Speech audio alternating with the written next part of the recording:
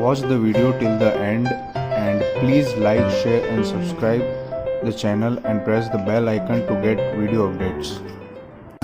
दूसरा है त्यागी देवी। अपने आप को छोड़ देना कि मैं कुछ नहीं, मेरा मत, मेरा विचार, मेरा चिंतन कुछ नहीं है। जो आपका चिंतन है वही मेरा चिंतन है। एक मुस्लिम फकीर हुआ है, मुस्लिम फकीर, वो काम करता था, अजामत का काम करता था, अजामत करने का। आ गया अजामत की, बोला क्या लोगे? बोला जो आप देंगे वो लूँगा। क्या खाओगे? जो आप दोगे वही खाऊंगा। जो पहनोगे क्या? जो आप दोगे वही पहन लूँगा। सोओगे कहाँ? जहाँ आप सोओगे वहीं सो जाऊँगा। बोला तेरी भी कोई इच्छा है? बोला मेरी कोई इच्छा नहीं है, मालिक की इच्छा है। जो मालिक की इच्छा है वो मेरी इच्छा है। तो बोला साधक को कैसा होना चाहिए? अपनी इच्छा नहीं रखनी चाहिए। साधक को अपनी कामना, अपनी इच्छा नहीं, जो गुरु की इच्छा है, भगवान की इच्छा है वही मेरी इच्छा है, तो हम उसे प्राप्त कर सकते हैं। अन्यथा बड़ा मुश्किल है।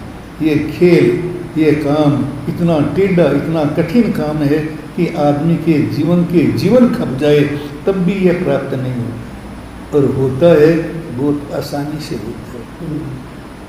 ये मार्ग विनय तनु, विनय का ये मार्ग है कि जिस विनय के मार्ग में आज एक इतना बड़ा साधु, इतना ज्ञानी है, लेकिन वो ज्ञानी है, उससे ज्ञान हो गया है तो भी विनय करेगा। किसकी?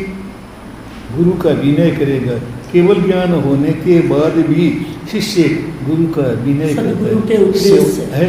सदगुरु ना उपदेश थी पाम्यो केवल ज्ञान। सदगुरु ना उपदेश थी पाम्यो केवल ज्ञान। सदगुरु के उपदेश से केवल ज्ञान प्राप्त हो गया, लेकिन केवल ज्ञान होने के बाद में भी वो ये कभी नहीं कहे गुरु कहेंगे जाओ गोचरी, तो वो गोचरी चले जाएगा। गुरु कहेंगे जाओ ये काम करो तो करेगा। क्यों? वो जानता है।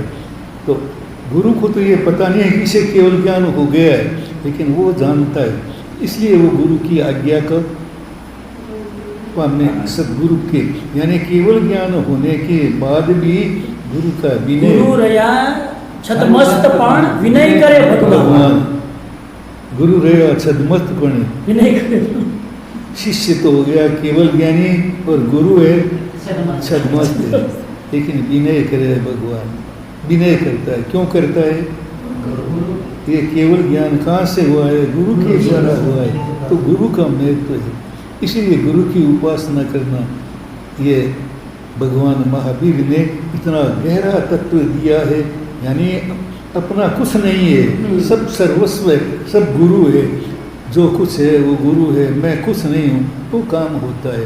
पामे के परमार्थ ने, तो वो परमार्थ को यानी मोक्ष को प्राप्त हो सकता है, और उसका लक्ष्य आत्मस्वरूप का लक्ष्य बन जाता है कि मुझे आत्मस्वरूप की साधना करनी है। संवत्सरी का ये पर्व किस लिए? किस लिए? आत्मस्वरूप का, आत्मस्वरूप की प्राप्ति के लिए, आत्मस्वरूप में रहने के लिए, सम्यक दर्शन, सम्यक ज्ञान और सम्यक चारित्र को प्राप्त करने के लिए ये संवत्सरी का मूल उद्देश्य है। मूल ये संवत्सरी पर्व का उपवास करना। जैसे आई चौथे पंचम है, उपवास करो। छोटे बच्चे भी, 5 वर्ष का बच्चा है, उसका भी उपवास करा दें। वो आत्मा को क्या समझता है? क्या उसका आत्मा का लक्ष्य? लेकिन उपवास एक परंपरा चलती है, तो अपने परंपरा के आधार पर चलते हैं, समझपूर्वक कम काम करते हैं। ये सारी साधना तो समझपूर्वक कराना, नहीं कराना इसके लिए ये नहीं है कि आप बच्चों को उपदेश मत कराएं, उपवास मत कराएं। करें, अच्छी बात है, प्रेरणा है। धीरे धीरे, आज नहीं तो कल, कल नहीं तो परसों आएंगे। हम भी तो कितने समय से आए, चलते चलते चलते चलते, और इतना समय हो गया, लेकिन लक्ष्य की सामने नहीं था, लक्ष्य प्राप्त नहीं था, इसलिए इतना टाइम लगा। और गुरु होते और समर्पित होते हम, गुरु तो मिल जाते। समर्पण होना बहुत मुश्किल है, समर्पित है हो तो इतना जल्दी टाइम लगता नहीं है, इतना समय नहीं लगता है, बहुत जल्दी काम हो जाता है। और बहुतों का हुआ है, कईयों को एक दिन में ही हो गया, कईयों को कुछ जल्दी हुआ, कईयों को कुछ समय लगा है, समय लगता है। तो पाने के परमात्मा है निज पद नो लक्ष्य आत्मा स्वरूप। अपना लक्ष्य क्या है? आत्मा स्वरूप को प्राप्त करना। एक ही आप भावना करो, मुझे आत्मा स्वरूप को प्राप्त करना है, मेरे जीवन का लक्ष्य है आत्मा स्वरूप की प्राप्ति। वो कैसे हो, इसके लिए ये प्रयत्न, इसके लिए ये भावना, इसके लिए संकल्प आत्मा स्वरूप की प्राप्ति के लिए। अभी तो हो गया, अब यहाँ से दुकान जाएंगे तो घर जाएंगे तो शायद ये लक्ष्य याद नहीं रहेगा। घर जाने के बाद याद रहना बड़ा मुश्किल है, लेकिन याद तो रखना होगा, तभी काम होगा अपना, नहीं तो काम नहीं होगा। मैं ये मंगल कामना करूं, ये पर्युषण पर्व उस लोगों के लिए 2, 4, 5 लोग जैसे कहते हैं भीड़ में कोई काम भी नहीं होता, ये भी भीड़ है। कभी 2 ही आदमी हो, नहीं 4 आदमी हो, उस जिज्ञासु तो शायद 2 आदमी पर ही अच्छा है। जिज्ञासु आदमी न हो और 50 इकट्ठे हो जाएं तो कोई मतलब नहीं। भगवान महावीर एक आदमी के लिए प्रवचन कर देते थे, एक आदमी के लिए। राजा उदय को तारने के लिए भगवान महावीर कितनी दूर गए।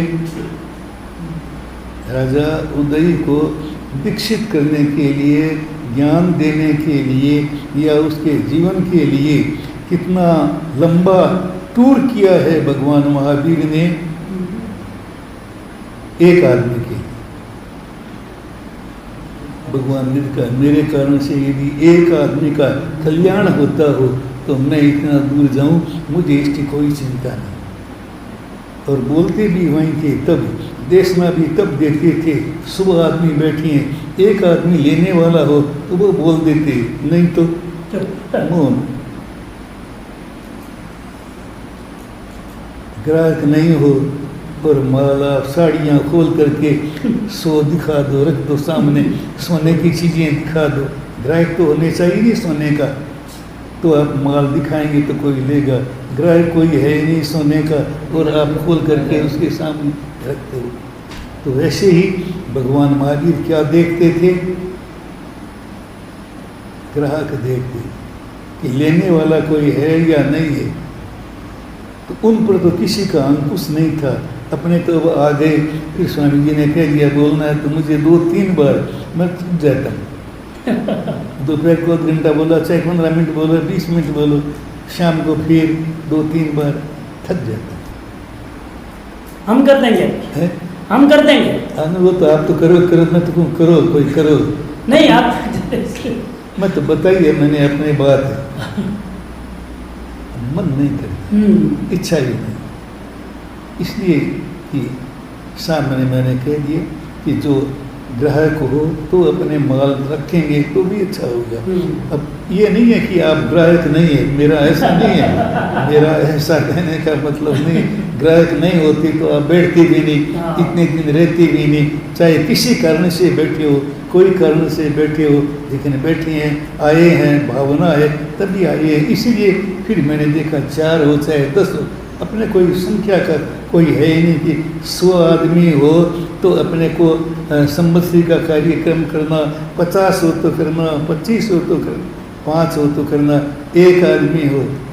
मैंने तो कई बार ये अनुभव किया है, एक आदमी यदि सुनने वाला हो तो एक आदमी के पीछे व्याख्यान होता है, एक आदमी के पीछे पूरा प्रवचन होता है। और एक आदमी भी नहीं हो, सब अन्य मनस्क को हो। अन्य मनस्क कल मैंने बताया, याद होगा, अन्य मनस्क अर्थ क्या है? मन कहीं और है, याद नहीं रहा। अन्य मनस्क यानी जिसका मन कहीं यहाँ नहीं है, वो ऐसे 100 आदमी बैठ जाएंगे तो क्या फायदा हो? आपका ध्यान तो है घर में, आपका ध्यान दुकान में, आपका ध्यान और कहीं है, तो फिर बैठने से कोई प्रयोजन नहीं और बोलने वाले का भी कोई प्रयोजन नहीं, वो ऐसे ही जाता है। चिकने घड़े पर अपने कहते हैं, चिकने घड़े पर पानी ठहरता है, कितनी बरसात हो जाए वैसा है। तो ऐसा नहीं है, कोई चिकने नहीं है, चिकने नहीं है, अपने जो चिकनापन है उसको भी हटाने के लिए यहाँ आए हैं, उस चिकनेपन को दूर करने के लिए। चिकनापन तो है, बहुत है, और कितने जन्मों का चिकनापन है, अनंत जन्मों का चिकनापन है। इतना कर्म का आवरण आ गया, उस आवरण को हटाने के लिए आप साधना के लिए आती हैं। और निश्चित है कि साधना, ध्यान, जप ये क्या करती हैं, अपने कर्ममल को दूर करती हैं। अब यह आप पर है, आप कितना करें। मैं ये मंगल कामना करूं कि ये पर्युषण पर्व हमारे परम उपयोगी हो और हम इस 7-8 दिनों में कुछ समझ करके लेकर के अपने जीवन को बनाने का प्रयत्न करेंगे, अपने लक्ष्य को स्थिर करेंगे और परमार्थ की प्राप्ति करेंगे। परम अर्थ के लिए अपना जीवन समर्पित करेंगे। इसी मंगल में ओम